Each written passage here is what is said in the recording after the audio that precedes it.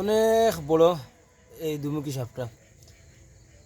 কেউ কয় আবার শঙ্কিনী সাপ, আবার এটারে কয় কেউ ফাটুয়াও কয়, আবার দুমুখী কয়। ও দেখা যায় তার একটা মুখ, ও মুখটা লড়া, আর এই বড় মুখটা তো আর দেখা যায় না। ও মুখটা খুব বিষাক্ত সাপ,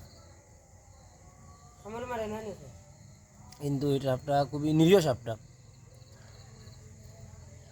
তো এখনো আছে গরম বা বাড়ির সামনে আছে। এটা উন্দুর মনে হয় খার, ও মুখো উন্দুর দেখা যায় একটা আছে। আজ থেকে 4-5 বছর আগে মারছিলাম আর একটা সাপ, প্রায় 7 থেকে 8 কেজি ওজন নিব। এটাও সাফা ভিডিওটা কিন্তু আমি খার সরাসরি করি আর সামনে থেকে বিয়াও। আরেকটা জিনিস হয়েছে গিয়া এই দেখা যায় দেখা। একটা কথা আছে যে এই সাপে কিন্তু মানুষের খামার দেয় না খুব সহজে। আর এই সাপটারে যদি কোনো বেঠা মানুষে যদি ডেইয়া যায়, তো সাপটা যদি উপরে দিয়ে যায় কি সাপর, তাইলে না এই সাপে কিন্তু কুণ্ডুলি এই ফাঁসে যে রাখা বাচ্চাটা দেয় আর কি।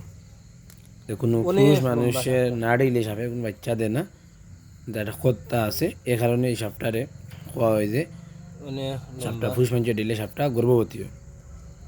অনেক তো লম্বা সাপ। এটা হইলে কি দুমুখী সাপ খাওয়া হয়, বাকি ফাটুয়া হয়, আবার শঙ্কিনী সাপ হয়। তো সাপটা দেখতে অনেক অবশ্যই লম্বা সাপ। ভালো থাকো।